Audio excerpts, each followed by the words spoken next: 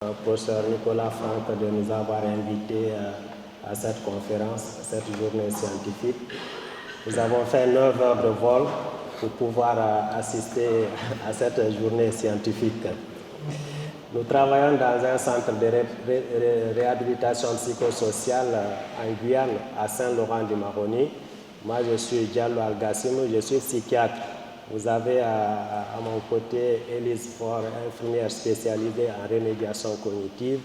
Vous avez également Mathieu Reynaud, éducateur spécialisé qui est très engagé dans tout ce qui est réhabilitation psychosociale. Avant de vous parler de notre travail, nous souhaiterions quand même vous expliquer dans un contexte où nous travaillons et puis vous expliquer un peu en quelques lignes le dispositif de la maison d'accompagnement psychosocial et d'insertion. Nous vous parlerons des ressources que nous utilisons. Et puis comme dans toute activité, comme vous le savez, nous avons des limites et des freins dans notre activité. Nous vous ferons une conclusion après. Et la Guyane se trouve à 7000 km de la France. Il faut le reconnaître, c'est un département français. Elle fait frontière au Brésil et au Suriname avec une superficie de 90 000 km² comme superficie. Nous avons 300 000 habitants selon l'INSEE, la statistique qui a été établie en 2019. Et ce qui est intéressant dans tout ça, 97% de la superficie en Guyane est composée de la forêt, ce qui fait que seulement 3% est habité. Et le climat est tropical.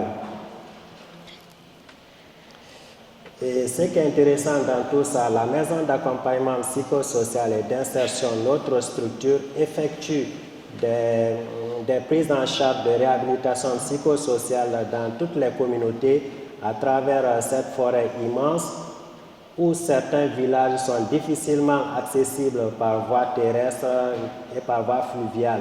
Ce qui fait que nous utilisons parfois les aéronefs, les hélicos pour pouvoir atteindre certaines communautés vivant très éloignées de la ville. Et l'autre aspect le plus intéressant, c'est que les villages sont loin d'un village à l'autre. Nous avons une distance très grande, ce qui fait que nous utilisons des pirogues et parfois des aéronefs. Nous sommes souvent accompagnés par des communautés qui vivent sur place, qui jouent le rôle de médiateurs culturels et qui font également la traduction. Vu qu'on ne parle pas la même langue, il est très difficile d'avoir accès à certaines informations. Et ce qui fait d'ailleurs qu'il est très difficile d'utiliser certains tests psychométriques qu'on connaît déjà dans la littérature, dans les bouquins. Vous avez affaire avec des personnes qui ne sont pas instruites, qui ne sont pas lettrées, qui sont analphabètes, ce qui fait que vous pouvez parfois rencontrer des limites dans l'évaluation psychologique ou psychométrique de ces personnes. Nous avons en Guyane 34% de la population essentiellement dans l'ouest guyanais. Ce qu'il faut reconnaître, la Guyane est divisée en 2 secteurs psychiatriques. Vous avez le secteur psychiatrique de l'Est, où se trouve la grande ville Saint-Laurent-du-Maroni, où notre structure est implantée. Vous avez la structure de l'Est qui est gérée par le centre hospitalier de Cayenne et Kourou. Et l'autre aspect, nous avons plusieurs ethnies. C'est ce qui fait que le brassage est très intéressant.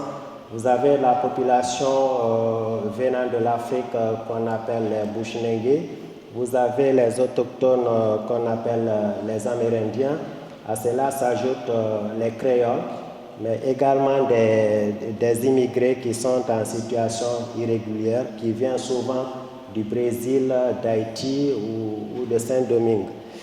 Et les jeunes, souvent, ils ont des difficultés en termes de scolarité. Ils arrivent difficilement à avoir leur diplôme. Ils sont sans diplôme. Ils sont à peu près à 2 sur 3 selon les statistiques qui sont établies. Et 52% de la population vivent celle de la pauvreté et sont au chômage. C'est la statistique qui a été établie en 2018. Comme vous avez vu, on a un territoire qui se divise en deux parties. Il faut faire pas mal de redites parce que tu as déjà fait le point avec le char à l'est, le centre hospitalier de Cayenne et de Kourou. Et nous, on se situe à l'ouest, du coup, à la frontière avec le Suriname, le fleuve Maroni. Le choc. Ce qu'il faut voir en termes de psychiatrie dans l'ouest, c'est qu'on a une unité d'hospitalisation ouverte de 11 lits, 2 CMP, donc un à Saint-Laurent et un à Maripasoula, donc plus au sud, ou à l'ouest, ça dépend comment on se situe, mais qui est à 10-12 heures de pirogue, 1h30 d'avion. Alors nous avons renommé notre structure Maison d'accompagnement psychosocial et d'insertion pour être plus facilement identifiable par les collègues, la population. Alors évidemment, notre structure a vu le jour grâce au décret de 2017 et l'instruction de 2019 qui du coup permet aux ARS de soutenir le développement des soins de réhabilitation sur l'ensemble du territoire et notamment en Guyane. Donc ça a mis un peu de temps, mais on a ouvert il y a 1 an au centre-ville de Saint-Laurent-du-Maroni et nous proposons une prise en charge extra-hospitalière qui vient compléter l'offre de soins du secteur psychiatrique et des partenaires communautaires qui sont très nombreux. Alors nous desservons tout l'ouest guyanais, ce qui nous fait quand même un très grand territoire à couvrir puisque le CHOG couvre le territoire de 44 000 km². Donc on voyage beaucoup, on fait beaucoup d'avions et de pirogues. Donc pour faire bref, nos missions, après une phase d'évaluation pluridisciplinaire, on va proposer des outils pour répondre au projet de vie de la personne. Ça peut être soit des accompagnements vers le milieu associatif, l'insertion professionnelle ou le logement, ou des ateliers thérapeutiques.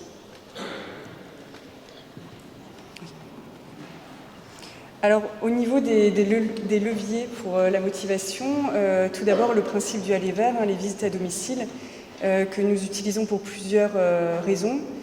Tout d'abord, l'équité d'accès aux soins, puisque nous nous déplaçons au plus proche des personnes, même les plus éloignées, comme celles qui vivent sur le fleuve. Et surtout, nous voyons les personnes dans leur milieu habituel de vie, au sein de leur communauté et avec leur famille. Donc, nous avons beaucoup de chance de travailler avec des médiateurs culturels qui ont vraiment ce rôle de facilitateur communautaire, puisqu'en fait, ils ont les connaissances linguistiques, sociales et culturelles qui va permettre de tisser un lien avec les personnes accompagnées, mais aussi les autorités traditionnelles comme les chefs coutumiers pour les Amérindiens. Alors là... Ah non, c'est trop rapide. Au niveau de l'approche globale, en fait, pour beaucoup de personnes en Guyane, l'explication de la maladie va se baser sur une approche traditionnelle. Et ils vont se soigner leurs problèmes de santé avec leur propre système thérapeutique. Nous, notre approche se veut vraiment respectueuse de leur rythme de vie, de leur conception du corps, de leurs croyances, mais aussi du rapport qu'ils ont avec l'environnement. Et ça, c'est quelque chose qui est très important. Évidemment, on ne va pas s'intéresser qu'à la maladie ou au traitement, mais à l'ensemble des dimensions de la vie de la personne. Surtout, valoriser ce qui fonctionne bien, quelles sont ses compétences, quelles sont ses capacités pour l'aider à aller là où elle veut aller. En Guyane, nous avons été marqués par l'importance du groupe. L'individu n'est pas un individu seul, mais il est vraiment... intégré dans un tissu communautaire où chacun semble avoir un rôle bien défini. Nous avons rencontré beaucoup de familles qui ont un rôle, mais alors très très important dans le maintien de l'autonomie des personnes. Et c'est pour ça que nous avons eu envie de créer un groupe de soutien aux familles. Donc très concrètement, nous proposons aux familles de se réunir une fois par mois autour d'un sujet qu'elles ont elles-mêmes choisi, un sujet de réflexion. Ça peut être comment créer une association, comment gérer une situation de crise ou mieux comprendre le traitement médicamenteux. Nous, on va essayer d'inviter un spécialiste de ce thème pour donner l'information la plus juste possible. Et pour l'instant, le retour est vraiment positif, parce que les familles, ce partage d'expérience va permettre de consolider leur savoir, surtout de trouver leurs propres solutions. Alors nous essayons de continuer à nous améliorer. Nous avons vu les familles arriver à ces séances avec des belles robes et des belles tenues traditionnelles. Et là, nous nous sommes dit, notre approche est peut-être un petit peu trop conventionnelle et pas assez locale. Donc nous avons demandé à un usager, qui est un ancien chanteur et musicien, si nous pouvions lui demander d'accueillir les familles au son du tambour et des chants traditionnels, ce qui donne vraiment un effet festif à ce moment. Je vais casser l'ambiance. Alors du coup, on va faire... Regarde là. Comment ? Regarde là. Un petit point sur les limites du coup, qui sont liées évidemment au contexte socio-économique. On l'a vu avec un taux de chômage qui défie toute concurrence, beaucoup de précarité, un accès au logement et à l'eau potable difficile. Là, on a une grosse partie de notre population qui vit dans ce qu'on appelle des logements précaires, ouais, spontanés, c'est le terme qui revient souvent. Où l'eau est récupérée à la source, voilà, enfin, il y a des stratégies de débrouille, un transport public qui est inexistant et un réseau téléphonique du coup en forêt qui est compliqué à avoir. On a du renoncement aux soins de par le multilinguisme, donc l'accès à la langue française qui est compliqué. Faire valoir ses droits, c'est compliqué quand on est loin et quand on n'a pas accès au transport, quand on n'a pas accès au téléphone, aux nouvelles technologies. Et donc tout ça, c'est un coût. On a une carence dans l'offre de soins, ce qu'on a pu voir tout à l'heure. Une carence en personnel soignant avec un turnover important. Et qui tourne très très vite. Et du coup des outils de réhabilitation qui sont parfois inadaptés de par l'accès à la langue principalement. Ouais. Voilà. Ok. Alors, pour finir, dans ce contexte, il semble vraiment nécessaire d'adapter nos soins, parce que c'est vraiment un contexte vraiment unique, la Guyane. En tout cas, on se disait qu'il fallait peut-être partir du savoir de l'individu plutôt et se détacher de notre savoir scientifique pour aller vers le savoir des individus, mais aussi du groupe dans lequel il a vécu. Pour finir, nous avons sans doute beaucoup, nous, à apprendre de ce climat, en tout cas de cette sensation de communauté où chacun semble avoir sa place là-bas. Merci. Merci.